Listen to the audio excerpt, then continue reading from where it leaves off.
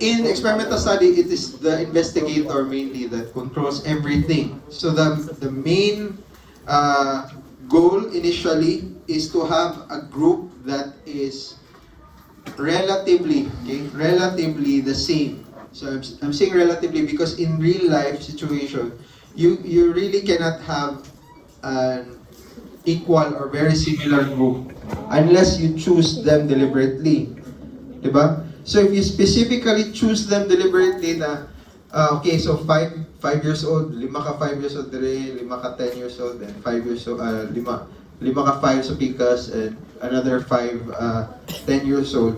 So, that's not random anymore. Okay? So, that's a quasi-experimental study. So, if that's your limitation or if that's what you want to do, you want to have a very similar group, then you proceed with quasi-experimental. Okay? But you have to justify why. So you control everything except for the randomization. So you control the intervention, other measures, you try as much as you can to control for covariates or other variables that may interfere with your study, confounding variables that you can identify. But we still call them other variables as confounding because we do not know yet what are the other confounding variables, di ba? So, so if we make a pyramid, this is we see that the randomized control trial is almost at the top except for systematic reviews and meta-analysis at the topmost part of the pyramid because they represent the highest level of evidence. So this hierarchy represents the level of evidence. Okay, so meaning if you have a case report, okay, case series has more weight, more evidence than case report. Cohort studies, of course, have more weight than case control studies. But again, you need to choose the study design based on your limitations. Okay, budget number one, ethics. Okay, ethical dilemma or ethical situations where you cannot really proceed with randomized control trial. So if you can, and also existence of previous studies. If you do not have foundational studies, you cannot move to the next higher level if you don't have a good foundation. You cannot start with case reports or case series if you don't have in vitro studies. But it depends again on the research question and the situation. Okay, so the purpose of experimentation is that we want to find we want to come up with a valid. Okay, so when doing experimental design, especially randomized control trials, we ensure relevant data for hypothesis testing. Okay, because we want to make sure that all of the steps are carried out properly. Okay, so the final data that we will check is parang assumed to be valid. So, assumed lang ha. So, there are still biases that can creep into your study that you may not be aware of. So, another thing is that we want to really know if the intervention or that variable is really the cause. So in an experimental study, make sure that both groups have the same characteristics, relatively the same characteristics, and the only difference between the both groups is the intervention. Okay? So the other one does not have and the other one does have. So you can have multiple other groups, but as long as one should have a control and at least one should be the experimental or the intervention group. Okay, so it shows that you can prove that variable y can be altered by changing variable x. So the variable y is the outcome, and the variable x is your intervention that you want to manipulate. And then you want to have a control comparison, which you can ensure that the only difference between, like I said, the only difference between the two groups is the intervention. Okay, so there are a lot of other factors that plays into getting a valid result. So you need to have a good sample size. So, in clinical study, how important is sample size? Let's say you have a relatively dangerous clinical research. You're going to give a, not dangerous, but too much unknown. You're going to give a unknown drug or low level of evidence pa that the drug is safe, that you want to test its safety in a certain group of people, and then your sample size is very low, and the power is low. Can you proceed? Technically, you can proceed, but that would be unethical. Why would that be unethical? Ano din kung non-reliable na data? Ngandi kung di siya mag-generalize. Huh? Let's say, assuming lang that the small sample is representative of the population. Assuming lang, let's leave out the representativeness issue. You're correct that it's not ethical. Okay? But why? Kung small ang sample size mo, let's say the sample size needed to have a power of 80 would be 120, and then experiment nyo only had 80. Would that be ethical or not? So it's a bit questionable if it's ethical or not, but for me it's unethical. The question is, why is it unethical?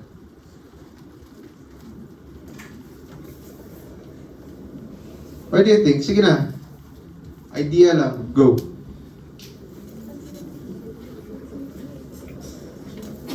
What?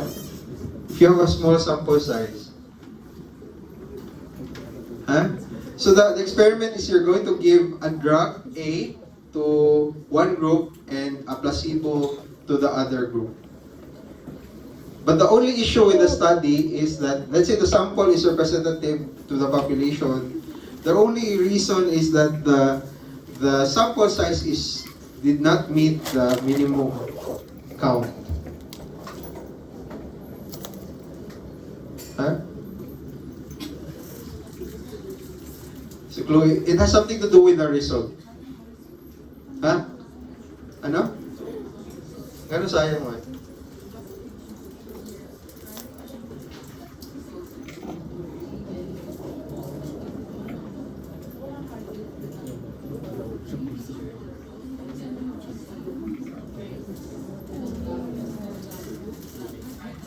Okay.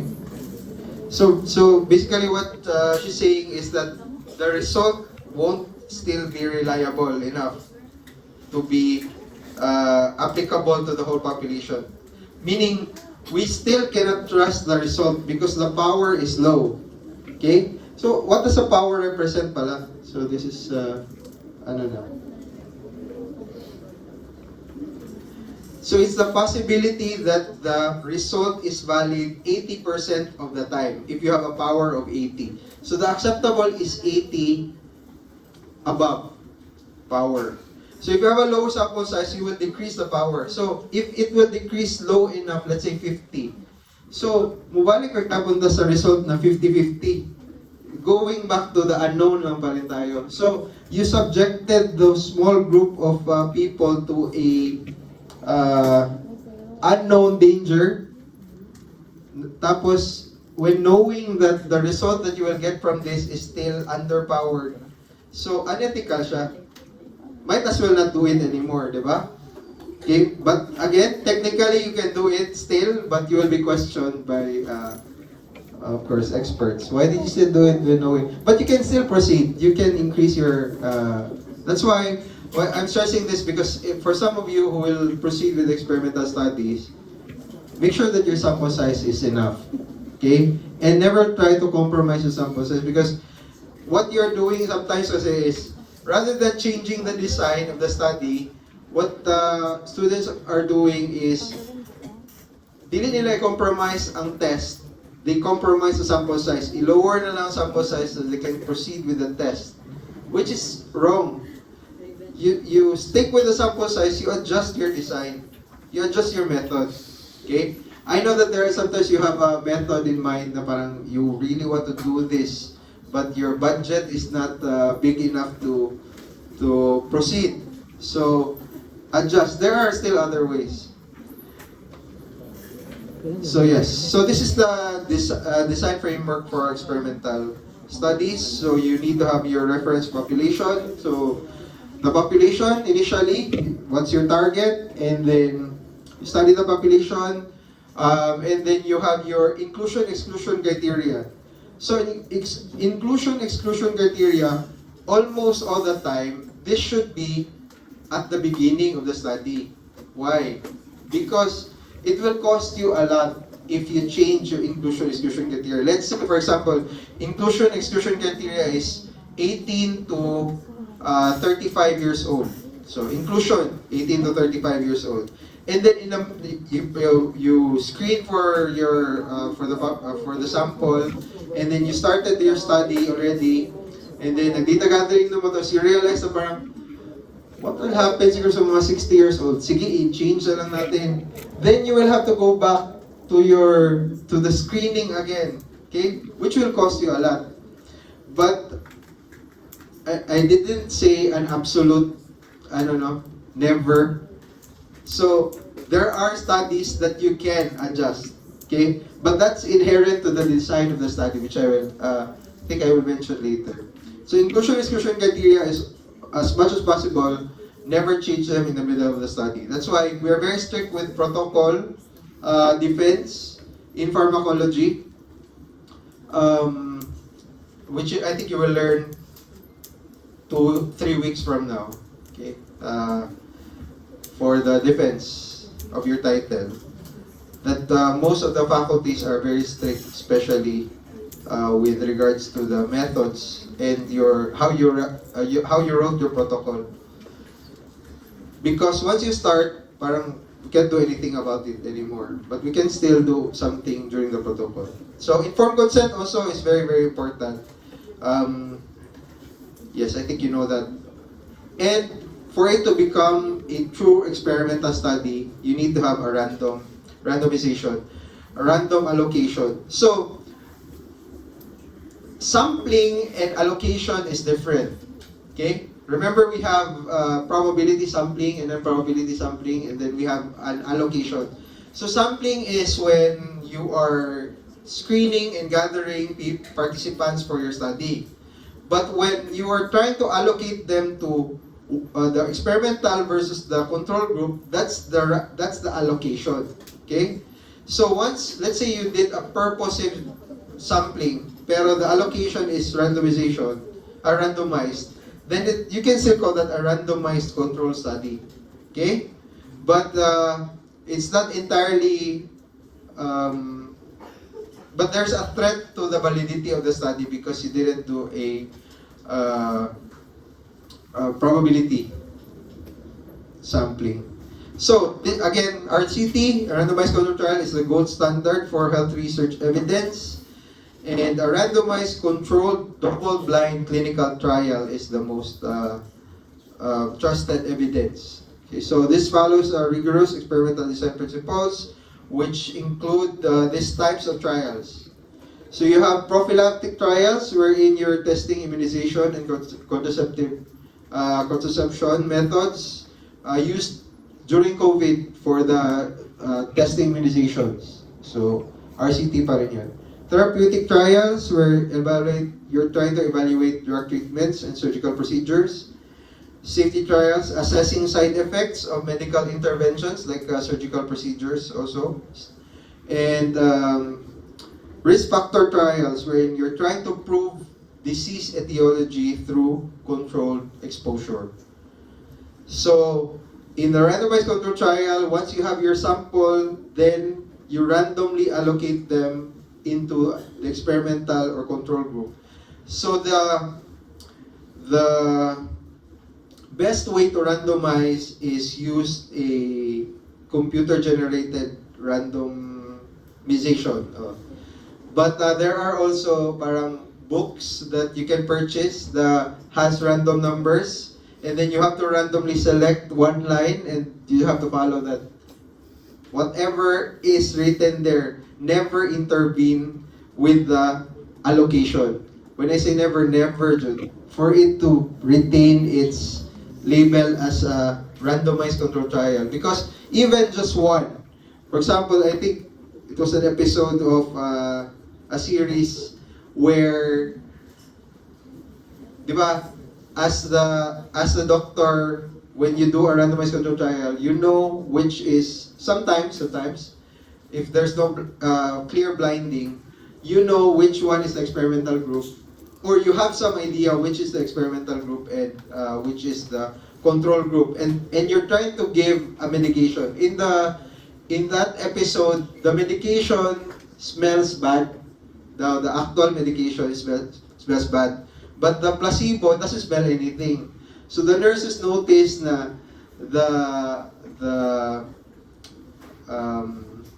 one they're giving to the patient na yung friend ng other person is the placebo, kaya it doesn't smell anything kasi. So he deliberately swapped the patient para lang kasi gusto niya ma-treat with the experimental drug yung friend niya.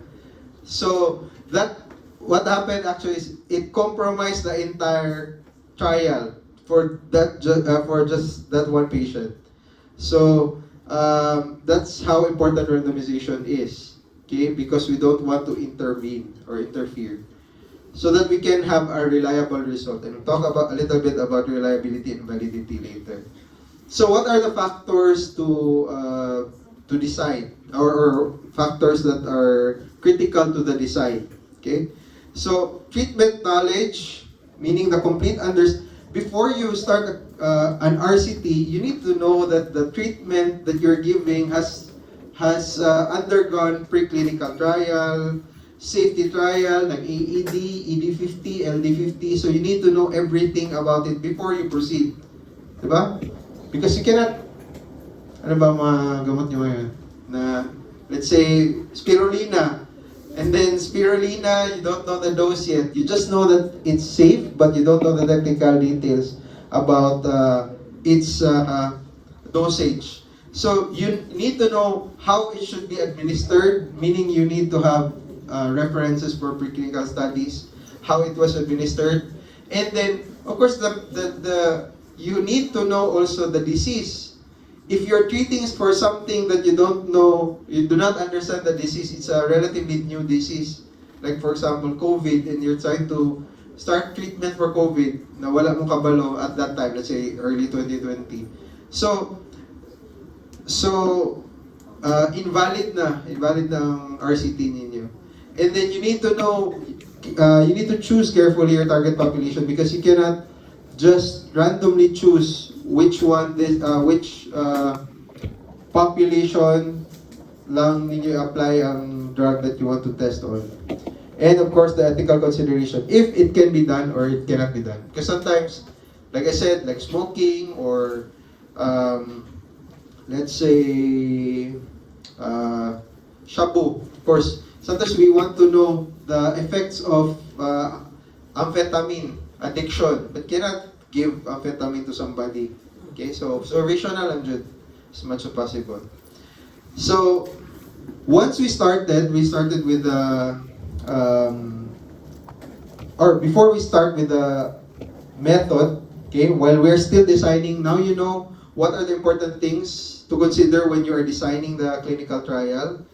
You also need to know again what are the things that make it reliable. So to ensure the trial integrity, you need to think if you will proceed with a single blind, double blind, triple blind. There's still triple blinded.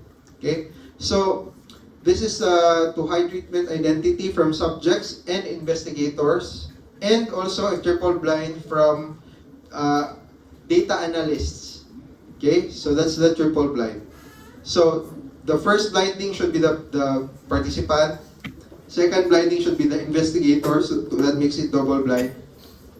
And then the analyst would be the triple blind. Okay, so independent committee monitors progress and safety. So you also have to establish when will you stop the clinical trial, because it needs to stop, especially if you have a lot of adverse effects or problems along the way. So you need to set the clear criteria for trial termination. Okay, it's not okay. You can consider it a failure, but it's out of your hands if it fails, because sometimes the drug really doesn't work. You can't force the drug that you develop to work. Maybe you can stop and then try to reformulate and then start another trial, but you need to make a clear criteria.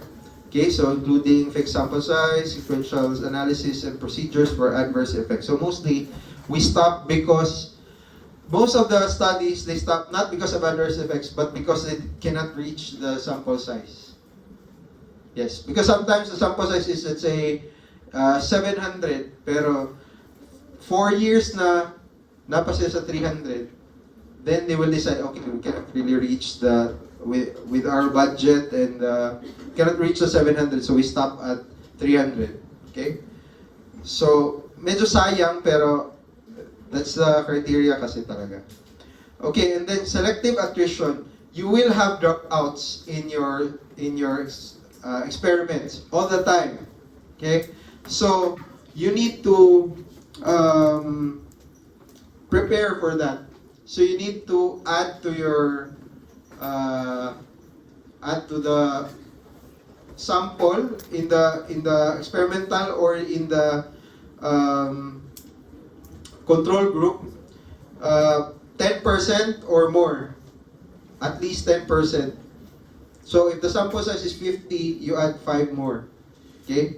Because you're expecting that at the end of the study, 5 of them will most likely drop out. Okay?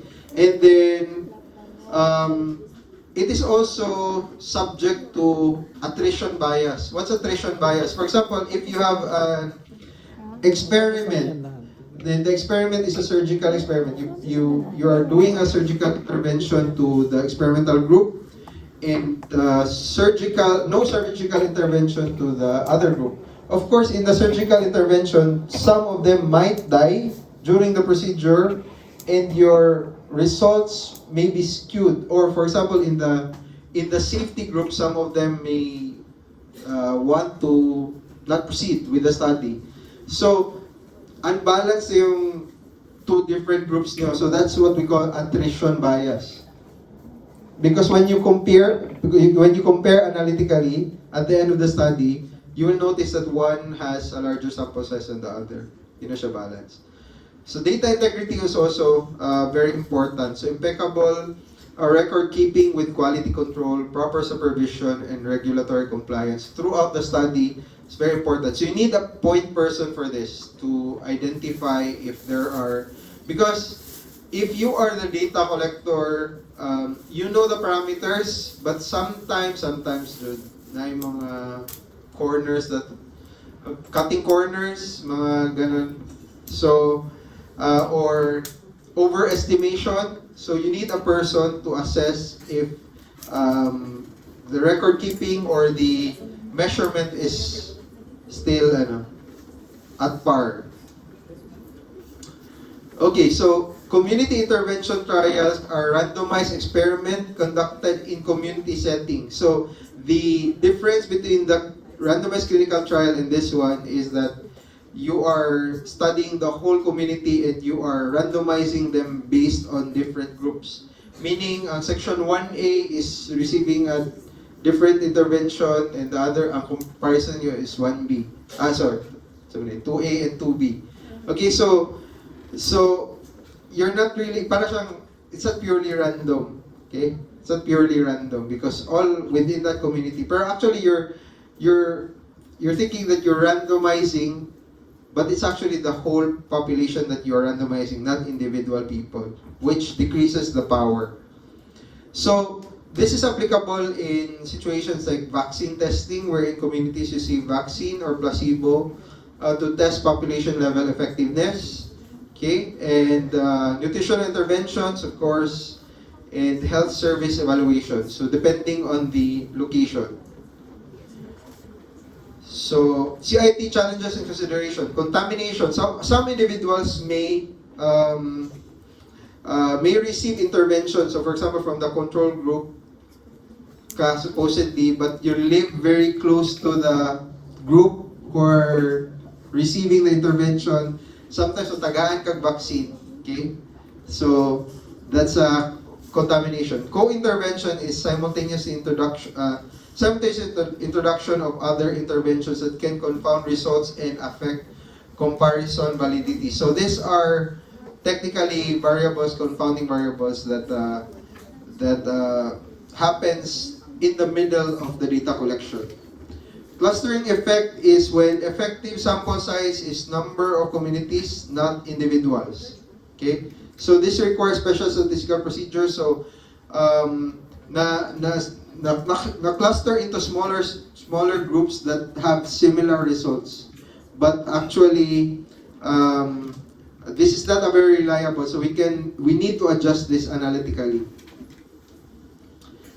Okay, let's move on to the trial design types. So, the most common type is the parallel, wherein you have two groups and you give one group the intervention, the other group no intervention. Pero sabay sila sa timeline.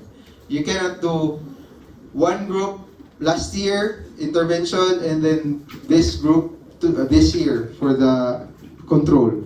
They should be parallel so that the time factor, the weather, the environment is the same. Okay? So even parang mga political issues same because sometimes mental ano ba? Parang it can affect you mentally also. So this is the most common RCT format. The crossover design is applicable sometimes, okay? Wherein each participant is also its own control. So for example, so first phase would be control and intervention, experimental. And then you need a washout period, let's say 1 week, depending on let's say it's a drug trial. You need 1 week for the drug to completely exit your body. And then for the next phase, the control will now be the experiment and the experiment will now be the control. So you are comparing that person to himself, di ba? But you're also comparing between the two groups. So you have the good thing about the crossover design is that you can assume that both groups are very similar because siya lang comparing it to himself eh. So you have a good power. But the problem with that is if you feel the washout period, if merong mga residuals during the washout period, it can affect the results of the phase 2. Okay? Of the phase 2. But the phase 1 will not be affected. So if you want to proceed with the analysis until phase 1 lang, then it will become a parallel design. And then the cluster randomized is groups like schools or hospitals are randomized and prevents contamination. Individuals influence each other. So this is a clinical trial similar to the community intervention trial. Okay. Advanced approaches, you have your factorial design wherein you test multiple interventions simultaneously. How do we do this? Multiple. Duha ka drug sabay. Di ba siya more issue? Okay, so factorial design is okay if you have no budget, no? Because you will need eventually 4 groups. Okay? So example of this is, for example, anti-cancer medication and the diet. So the intervention is the anti-cancer medication and their diet. So how many groups? 1 group without the diet without the intervention, another group with the diet without the intervention, another group with the intervention without the diet, and another group with the diet with the intervention. So 4 groups siya. It's very complex, but what do we want to know when we are studying factorial design? Not just the effect. We can if you isolate the 2 groups, di ba? If you isolate the one group that doesn't have the intervention and the one group that has the intervention without the diet, it can be called a parallel study. Di ba? Your control is the without. And then you have another group with the diet and the without. So that's another parallel study. Okay? So you can do a lot of analysis for this, which is good. And you can also see the interaction between the diet and the intervention or the drug, which takes up too much time, too much budget. Pero if you have the resources, why not? Okay? Adaptive trial allows modification. This is the one I mentioned, that you can adjust your sample size in the middle. But you're basing it on the results. For example, you have a randomized control trial of an anti-cancer medication that is given to people with glioblastoma multiforme, which is a very, very aggressive central nervous CNS disease, di ba? CNS cancer. So if you give it to one group, and then another group is the placebo or the control, and then in the middle of the study, 90% of the people in the control in the intervention group is successful. There's successful result. What will you do? Will you leave the placebo group alone just to maintain the validity of the study? You have parang unethical na siya because at that point you know already that this one is effective, di ba? So it would be unethical for you not to divert the placebo group if they are eligible to receive the experimental drug. So that's just one example for that. Okay? Pero if the result is not questionable but parang not too obvious, hindi ganun ka exaggerated 90%, then you can still retain with a parallel type of study or design. But yes, so you're basing your decision on the results, interim results during the study. Okay? And then, of course, pilot trial is when you are doing a preliminary study, just a small group, just to see if it's effective or not. Okay? And so that you can have an amount of data that you can input to compute the sample size, the actual sample size. Especially if there are no other studies for the design effect. Because when you're computing for the sample size, di ba, you need design effect as one of the variables in the equation. So 0 ang design effect mo, or 0.5, which is, but if you really want to have a value for that, you do a pilot study initially. Whatever the result of the pilot study, let's say 70%, then you put 0.7 in your design effect. Okay. Next is the pragmatic versus exploratory trials. So these are just types of trials depending on their application or so all of the factorial trials, they can be explanatory trials or pragmatic trials. So pragmatic trials, when you're doing clinical research in the real world, okay? Real world clinical practice, flexible inclusion criteria, routine setting, prioritizes external validity. So when you are trying to test the drug randomly in people in the population, so that's pragmatic trial. I think what we did before is type of pragmatic trial where we took patients who were diabetic from the community and we gave them some intervention, and the other group without the intervention. But we did not control for the diet, did not control for anything else, which were a lot of confounding variables. But what we want to see if it still works, even if we are not controlling for anything else. So that's a pragmatic clinical trial. Explanatory trial is when you're trying to control everything as much as you can because you only want the intervention to be the difference between the two groups. So you really want to see that the intervention is really the cause of the outcome.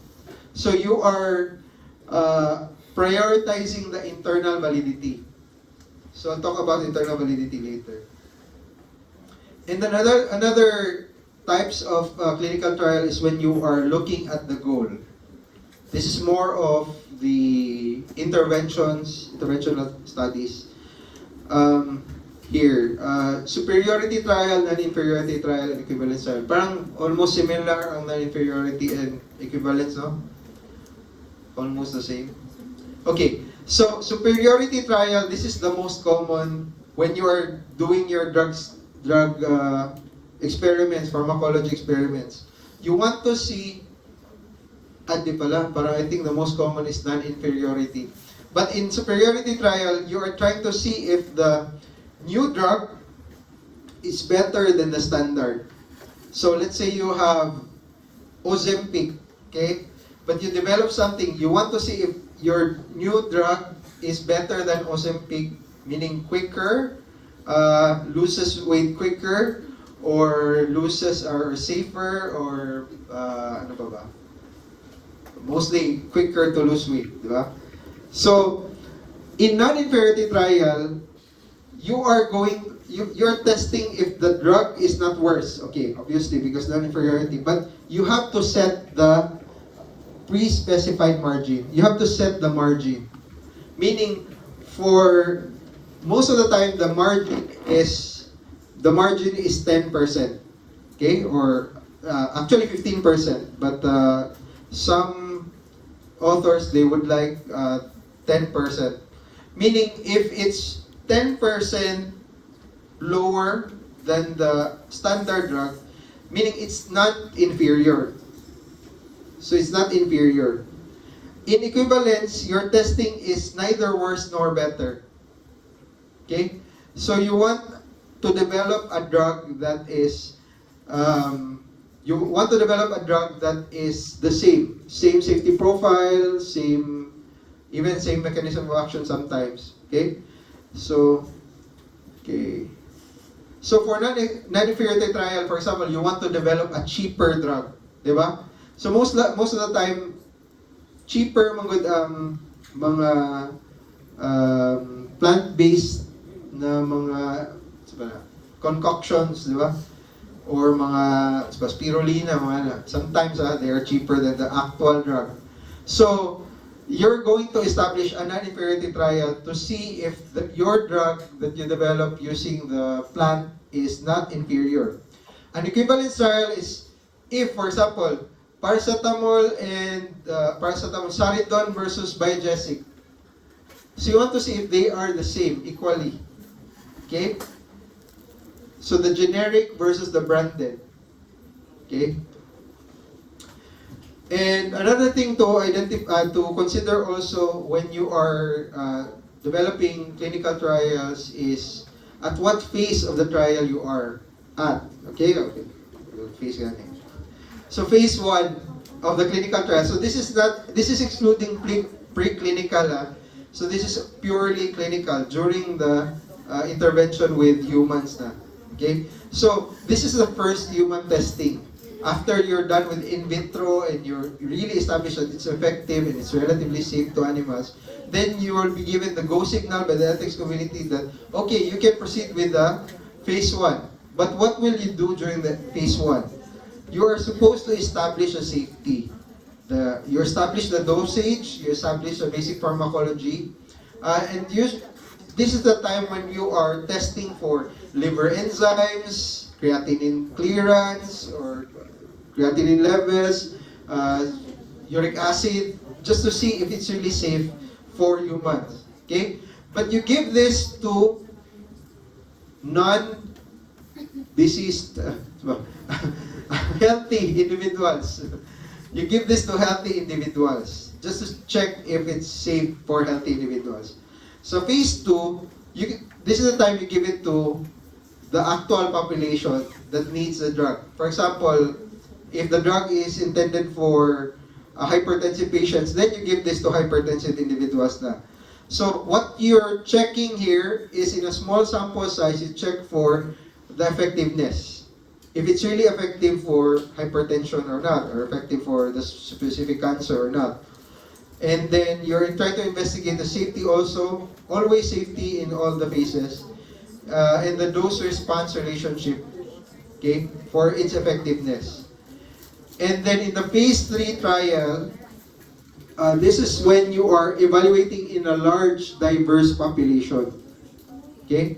So you're checking if, let's say, in the phase 1, you're checking for safety in healthy individuals. In phase 2, you check na, okay, in my sample size of 300, this is effective. So now you're trying to give it to the whole, not whole population, to the big chunk of the population to see if it's really, if your findings in phase 2 is externally valid. Okay? You're validating your findings in phase 2 kung ma-generalize ba siya sa population. Then that's the time you proceed with phase 3. Okay, and then you have a favorable phase 3. Favorable ang phase 3 ninyo. Pwede siya. It works. Then you can start selling. Okay? You can start selling. An example of this is azithromycin before passed phase 1, phase 2, phase 3. And then during phase 4, it's available now. Doctors are prescribing it. People are buying it from the pharmacy.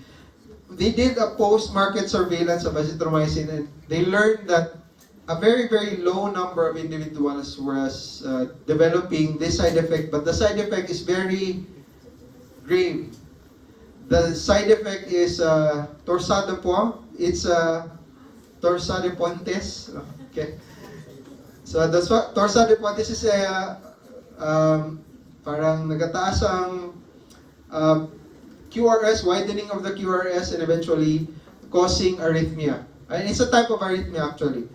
So a few people died. A few people died man, pero few lang man, pero it's still, because it's a very serious side effect, they pulled out the azithromycin. Like for 2 years, I think, cannot buy azithromycin. What they did is they reformulated it because they found out the carrier molecule is the one that's causing the side effect. So they reformulated it, and now it's, I think it's safe because it's back again. No, but phase 4 is continuous. Okay, even now it's established safe. If there are evidences that will come up na di siya safe, then we will need to adjust again or pull out the drug. I think one of the famous example is thalidomide, di ba? Thalidomide, do you know what's the indication for thalidomide before? Nausea for pregnant women, for, sige tawagan ng magsuka ka pregnant. Hyperemesis gravidarum, okay? But they give thalidomide for that. Pero, yeah, ano na siya? Phase 3 na siya. But on phase 4, daghan og phecomilia, amelia, okay? Amelia or phecomilia. So, walay kamot or deformed ang kamot or legs. So, they pull it out. Thalidomide is still present, okay? Because we're giving that for cancer patients, multiple myeloma patients, and other types of cancers. So, you can only buy thalidomide in not a pharmacy, but in pharmaceutical companies directly. Okay, you have to request for that. Okay, sa baba. Spirulina capsule and parang mga capsule na. Those capsules, they passed phase 1, safety. That's why they are allowed to sell, but they are not allowed to claim effect or outcome. Because safety lang, okay? Kaya no approved therapeutic claims because they did not proceed with phase 2. So if I am a small time business wants to develop these types of then I can probably, I will not proceed with phase 2, phase 3 because it's very costly. Very, very expensive to proceed with phase 2, phase 3, especially phase 4. So, phase 1 lang, madato na ko, okay na, di ba? Pero weird no that they are allowed to sell even phase 1 lang. As long as they write no approved therapeutic claim. Okay, yes. So, I'm also talking about validity and reliability. Okay, so this is the outcome or the results of your study. If your study is reliable, meaning it's very close to the target, meaning it's very close to developing accuracy pala. It's very close to developing the outcome that you want. Okay? So it's close to the target. That's validity. Reliability is when it's every time you do the test, you always get the same result. It has a good reliability.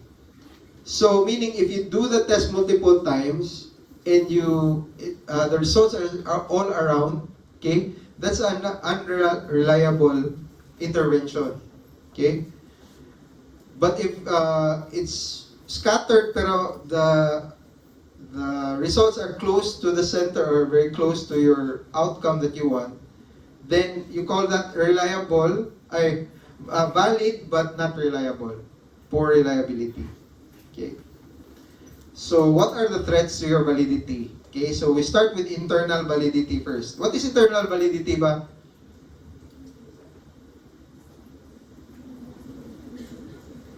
So internal validity is how confidently you can say that the results is because of the intervention. Okay? That's internal validity. Okay? Results is because of the intervention. So, the threats to your validity would be your selection bias, because if the difference between the groups of your experimental and control is not the same or significantly different, then or there's poor randomization, or you violated the randomization, or there's lack of allocation, then your results can be questionable. Okay? So that's selection bias. Performance bias is the unequal care apart from the intervention when participants or caregivers are unblinded. For example, I am the surgeon. I know that this person has the disease. Tarungon ako sa akong intervention group as compared sa akong control group. Or diba? So it's more of the bias of the data collector, okay? Or bias of the caregiver, okay? Detection bias is the measurement, okay? So the outcome assessors is influenced by the knowledge of intervention. For example, if the investigator, for example, the test is more on mental health, okay? And I report that the drug is making my depressed person, my depressed participant, less depressed, even though murag slightly lang siya ang effect. So I'm trying to exaggerate the effect so that I will have a good or a better result for my intervention group. Okay? But sometimes this is not deliberate. Sometimes unconsciously we're doing this. Okay? You know when sometimes i-ask mo na pila ang result mga 7. Basically 5 lang siya. You're trying to exaggerate slightly. Okay? And then attrition bias, like I said, unequal withdrawal or loss to one group, so that when you analyze them, you have more weight to one group over the other. And then external validity, your threats to external validity is when you have a narrow population, meaning your studies are limited to specific demographics. Okay? So external validity is what again? So if internal validity is, huh? Your external validity is your result can be applicable to the entire population that you're intended to. Okay? So that's external. So I hope it's clear now, internal and external. Also, highly controlled explanatory trials may not reflect real-world clinical practice. So sometimes it's not applicable in the lab. You're doing it in the lab, but when you gave it to the population, lahi ang result. Dili lagi pareha sa lab. Mas gwapo ang result sa lab. Meaning there are variables, confounding variables that were not accounted for during the laboratory tests. And then selective criteria. So when you are developing your inclusion and exclusion criteria, you have to be thinking of the selective criteria, the bias. Because for example, call this SLE. SLE, clinically, you can diagnose SLE if you really have a very, very strong history and a strong one result among the 11 criteria for SLE. Makadiagnose na ka clinically na, okay, you have SLE, you start with this treatment. That's clinical assessment. And then that's clinical decision that this person has SLE.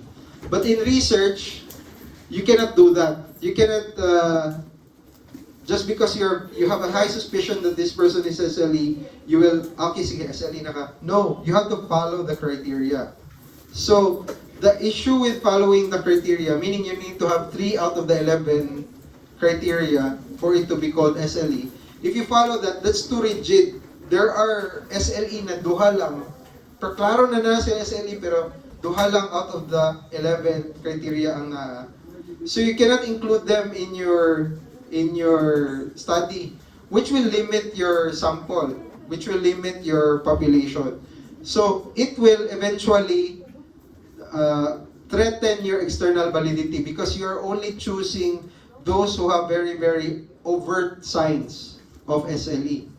So it cannot, your treatment now may or may not be applicable to those who have not overt, covert signs of SLE. Okay, so this is how to differentiate. Okay, internal validity was the result caused by the treatment. In external validity, can the results of the study apply to other patients who are not within the study? Okay, so main threads, we're almost done. Okay, SRMA, systematic review and meta-analysis. So I'm not sure if I'm supposed to teach you how to do SRMA or I'm supposed to teach you how to assess. Alam yung istorya ni Doc Shane. But anyway, I'll just give you an overview of systematic review.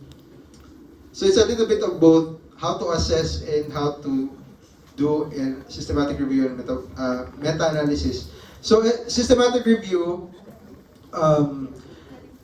basically both are,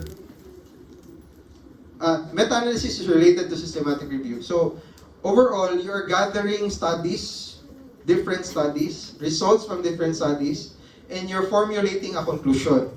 Okay? But sa systematic review, your conclusion is narrative.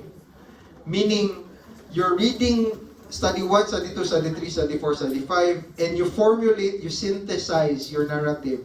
You synthesize, you make a decision on your own or with the help, with the guide of other experts to say that, this, based on these 5 studies, our conclusion is it's effective because from what we read from the 5 studies. Okay? So there's a subjective component to it. No? Because ikaw mo ang nag-decide if unsa ang conclusion ninyo based on what you read on the 5 studies. It's like makadungog mo news from GMA, CNN, and then Facebook, and then ano ba? Hindi naman mo nag-Facebook, TikTok, and news, political news. And then you formulate your own conclusion based on the information that you got from other sources. So that's somewhat what the gist of systematic review is. A meta-analysis is almost the same, but you are excluding your opinion. In meta-analysis, you're gathering all of the information from different studies, but their quantitative results, you're going to analyze them and check if the results are relatively similar. Okay? Relatively similar. So, sa meta-analysis, there's a statistical process for analyzing.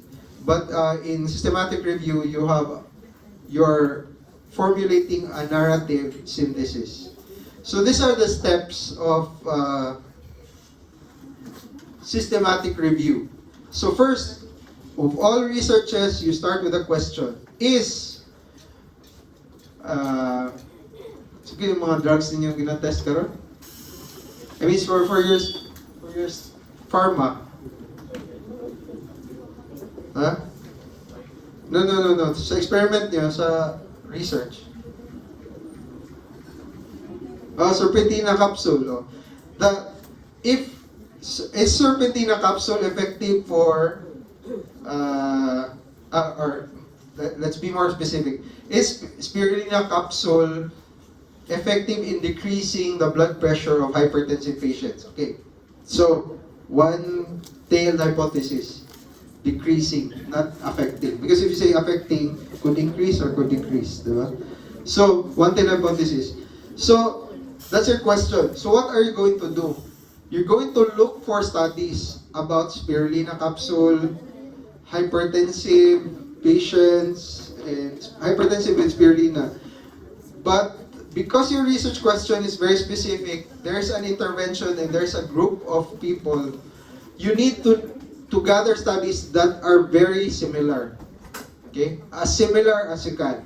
So, you need to formulate a protocol. Once you have formulated a protocol, you register that in Prospero. Okay? Prospero is a site where you register a meta-analysis or systematic review that you are going to start on, not at the end. Okay? Meaning, nag-start pa ka, sige, register na ko. Why? Because at the end of the study, you realize na pag-check na sa Prospero, ay, man din nagbuhat, ay. Okay? Madoble na yun yung systematic review. Which is fine, pero basi mas gwapo pagkasulat sa iya, ha? So, I mean, the purpose of doing a research is so that you can publish, so that eventually people will read it. Diba? But, nobody's gonna read your, if kulang ang, 10 ka study included niya, for you, the other 5 you did not include because wala niyo sila access. Okay? So, once you registered, you define the inclusion-exclusion criteria, and then you search. Okay. Anyway. So, formulate the research question, and then register sa Prospera, and define the inclusion-exclusion criteria. Now, you're going to search for studies that you want to include, or that you need to include in your systematic review or meta-analysis. So, you search for the different databases. Okay? If as much as you can, but start with, I didn't include here the Google Scholar. Okay, Google Scholar. You use a call this search string. We call it a search string. The keywords. What is the keyword? Spirulina. Okay, if I want to narrow it down, capsule, spirulina capsule. Pero I don't want to parang too narrow so that I can catch everything, and I'll be the one to decide later if I will add them or not. So you can use this Boolean commands. Okay, is it command? Yeah, Boolean commands to help you with your search string. Okay, so that my search string would look like this: spirulina or spirulina capsule and hypertensive patients or hypertension or hypertensive or so anything na would so duha ang main niyang pangitaon, either spirulina and, because I mentioned and, so it needs to have either one spirulina and spirulina capsule and one of the hypertensive patients. Okay, so high blood patients, so those things. So that all of the studies that will come out will be included in my steps, no? So, I forgot to add the katong mga steps how to remove. Okay? So, most of the time, ang mo gawas ana 1,000 kapin. Others, 500. So, others siguro, kung topic is very, very rare, 20 lang or even less. So, what are you going to do?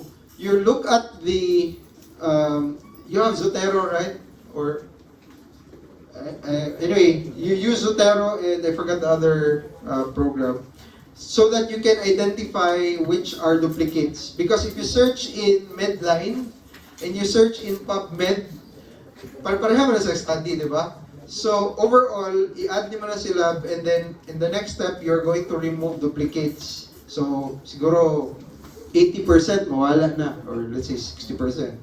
And then next would be, you look at the title for each. Let's say nabilin is 20 na lang.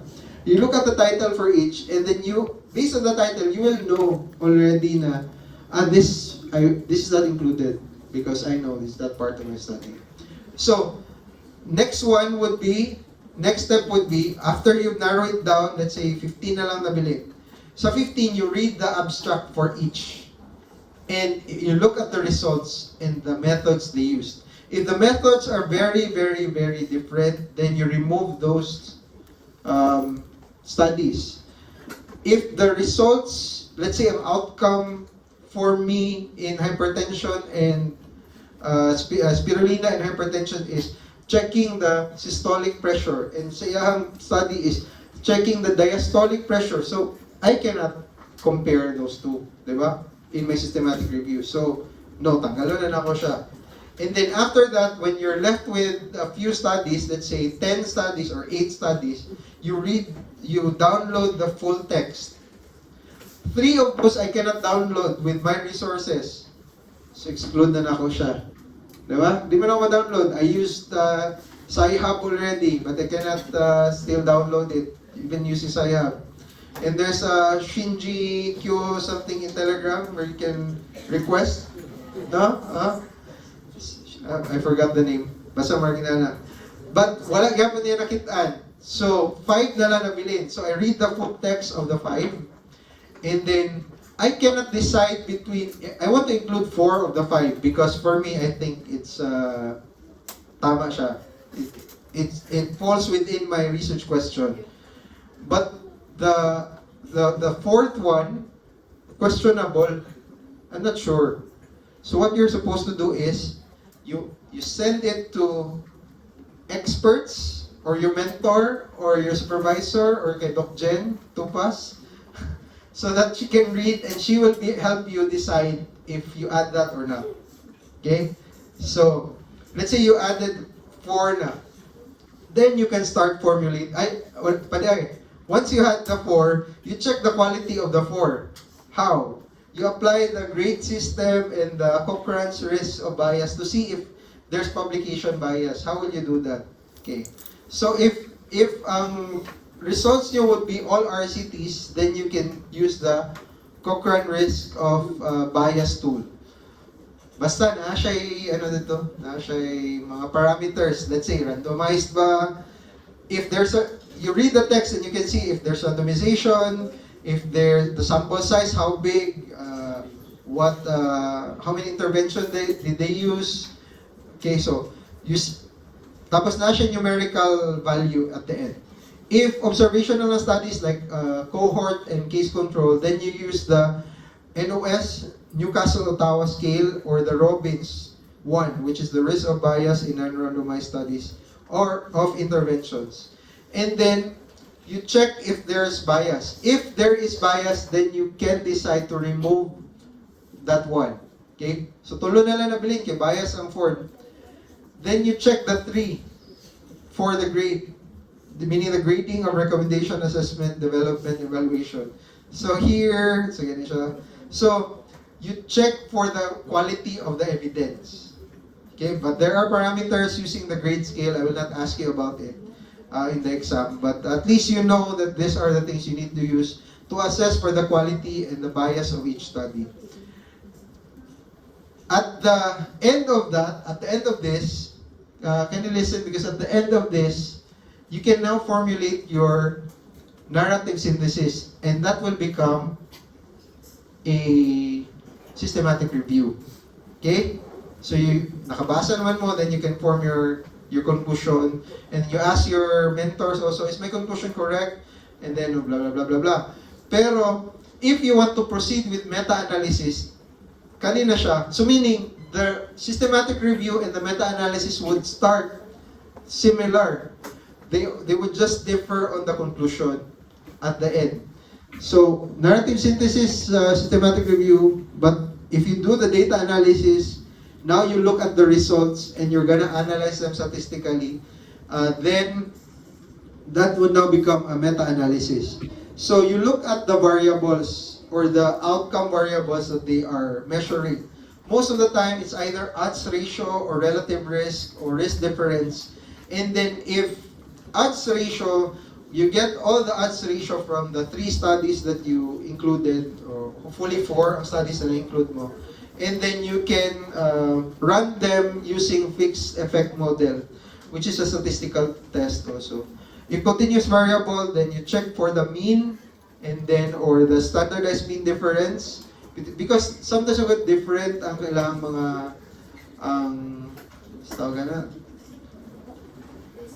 different ang pag-present sa results. Others would present it via the table, others would present it in a graph, walay values. So there are applications where you screenshot the table, screenshot the graph, and then ang program ang magbutang og values. Weird.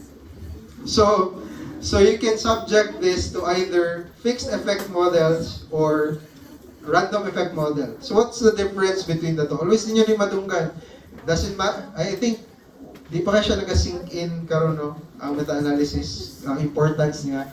But all of the things that we apply in our clinical practice guidelines, our in your books sa ngano kaning tambal ang yatag, because there are systematic reviews and meta-analysis that were done, and they presented a good level of evidence.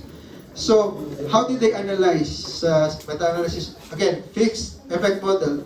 It assumes that treatment effect is the same across studies. Variation is due to random error only. Weights larger studies more heavily. So, in fixed effect model, you need to have studies. Ang studies that you included in your meta-analysis would need to have very, very similar parameters. Meaning, in my hypertensive patients, in my spirulina and hypertensive patients. So, diastolic pressure and odds ratio. So, all of them must have odds ratio, and they have a fixed value na, which is normal. For example, a normal is less than 120 or 110 to 119. So, all of those sample size would need to have a very, very similar parameters that they tested on, so that I can use the fixed effect model. Okay? My analysis would now differ on the weights of each, meaning, for example, study 1 has a bigger weight or a larger weight than study 2. Meaning, tagaan ako siya more weight in the analysis, meaning 50% of the findings of this meta-analysis would come from the results of this study because it has a larger sample size. It's more valid, those things. So, but in random effects model, once I input the parameters in my computer, I'm assuming that the studies are heterogeneous.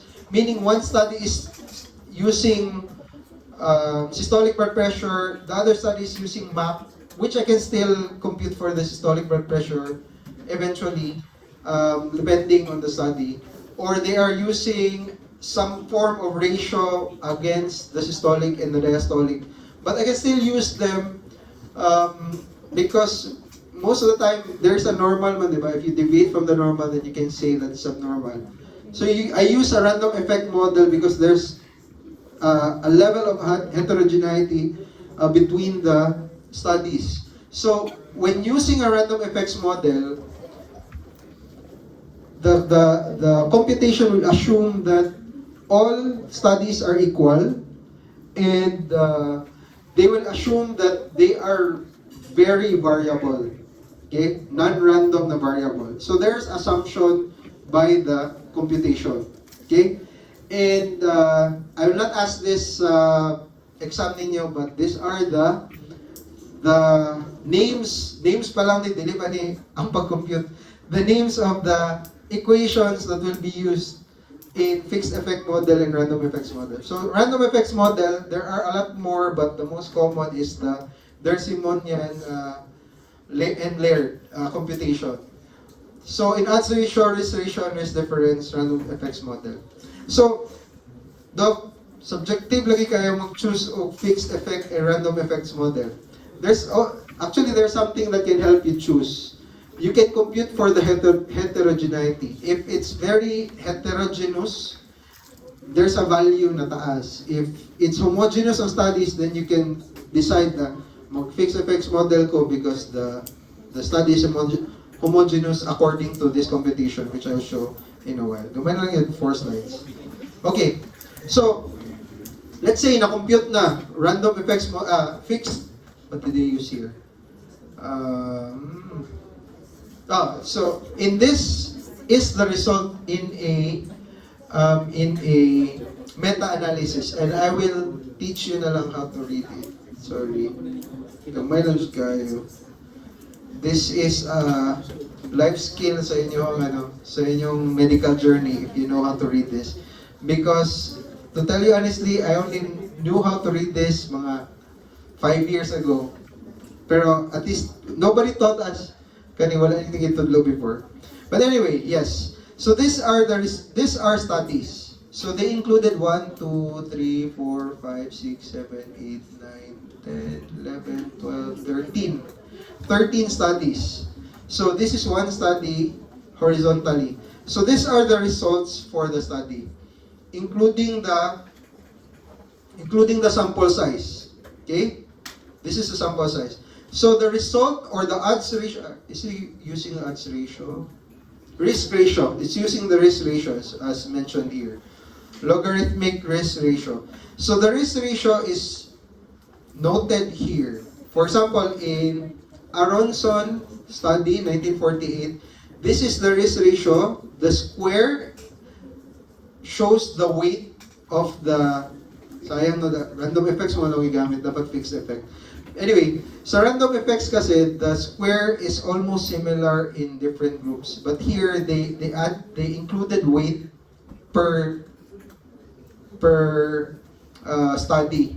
So, if you notice, the squares sa gitna has different sizes. So, here, for example, this is a smaller square.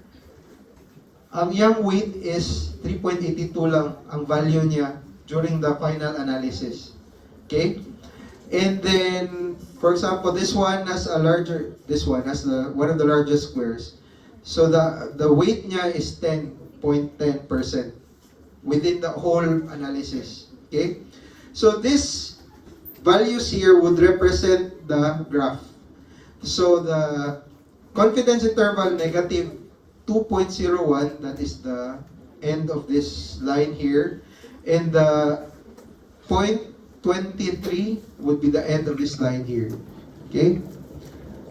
So, this is the mean, supposedly. Or the value, the negative 0.89. This one is the negative 0.89. So, same for all of the studies included. So, what will the application do? Let's say R or Python. It will summarize or analyze all of the studies and make one conclusion for all. Okay, compute for all the average of all. So the average would be this one, the diamond. And you notice that there's a legend here sa baba, favors vaccine and favors control. If the diamond is on the left side or on the favors vaccine side, meaning the outcome of this meta-analysis mentions that the vaccine is effective over the control. Okay? So, what will you observe? If you see a line, and if you see a vertical line, and the horizontal line crosses the vertical line, most likely it is, not most likely, it is definitely not significant. Okay? Kung mag-cross siya sa line. Why? Because ang result niya is very high and very low. Meaning, na ang other effect, some of the time effective siya, some of the time not effective siya. So, dili siya significant. But overall, because most studies mention that it's significant, this one is significant, this one is significant, this one, and this one, which have bigger squares and bigger weights, mo na ang overall result is significant. Okay, wala nag-cross ang diamond. Because the ones that cross, this one, nag-cross siya because not significant siya, pero gamay naman ko yung square. Ngano gamay ang square? Look at the sample size. Gagmay lang kayo iyahang yes sa treatment o yes sa control. See? So, wide kayo ang iyang confidence interval. Okay? So, ngano ta na random effects model? We use random effects model because we use the computation I-squared statistics to identify heterogeneity. Okay? So, the I-squared statistic result niya is 92.22, which is very high. If it's less than 0.25, that's low heterogeneity. Then you can use fixed effects model. But you don't use just that single criteria. You also look at the values. Like I said, kung systolic sa isa, diastolic sa isa, di ba? So, you have to include also your subjective assessment. Okay? And then, you can also use chi-square, which is this one. But I don't know how to read the chi-square, so hindi na ako tatlo. Okay, so, yes, so this is the Cochrane chi-square test. Here, when the p-value is less than 0.01 indicates a statistical heterogeneity. Na ba siya dali? 0.31 man. Okay. But its I-squared statistics is more than 75, which is strong heterogeneity, which you have to decide random effects model ang gamiton. Okay? Lastly, funnel plot analysis. Now, when you are, let's say, naka-decrease na mo sa inyong number of studies, you want to decide if, you want to know if nabay bias ang studies. Are the studies that I included katulang positive ang results? You also want to see studies that would have negative results para ma-combine ninyo sa tanan. Because always positive ang results sa inyong systematic analysis, meaning selective bias mo sa publication. So, you use the funnel plot analysis to check for bias, publication bias. And what do you want to see? You want to see symmetry between the two sides. There's a vertical line, graph lang siya. This is a visual analysis. So, on one side, there should be almost equal, not necessarily equal, almost equal analysis, number of studies on one side over the other, and they should be within or under the triangle. This should be a triangle. Inani ang gawas. Okay? Where do you think walay bias? Sa taas, sa baba? Sa baba. Okay, even though it's scattered, but you know, relatively the same number of studies on one side, and the other side, medyo mas dagan diri gamay, pero at least nagyapon diri. But they are inside or isa lang ang outside the triangle or the funnel. So this is no bias. Okay? But this one, medyo bias. Almost skewed siya diri sa left. Okay? But don't just rely on the visual analysis. You use statistical test, and you have your Beck and Mazumdar ranks correlation test and Eggers test. Okay, so these two when you analyze, they just show you that they're symmetric or not, which will be confirmed visually by this diagram. Okay? Just need to know siguro the names, don't need to know how to compute. Okay? At least when you read the meta-analysis, you know, they use statistical tests, not just visual analysis for assessing for publication bias. Okay, and then last, of course, best practice in conclusions. So quality over quantity. So when you are trying to assess for the studies you will include in your SR or MA, you need to evaluate properly which study has the best quality, which study mentioned the strictest method application, which prevented biased results and incorrect outcomes. Okay, and then critically interpret. Don't indiscriminately accept meta-analysis results. Okay, what else? When properly implemented, systematic reviews and meta-analysis yield results equivalent to large-scale RCTs. Okay, so my question now is, how would you know if the results are truthful or not? Guess naman ako na last time. How will you know, if you read a study, you will know that the results are truthful or not? Let's say, you will know that the study is has high validity and reliability because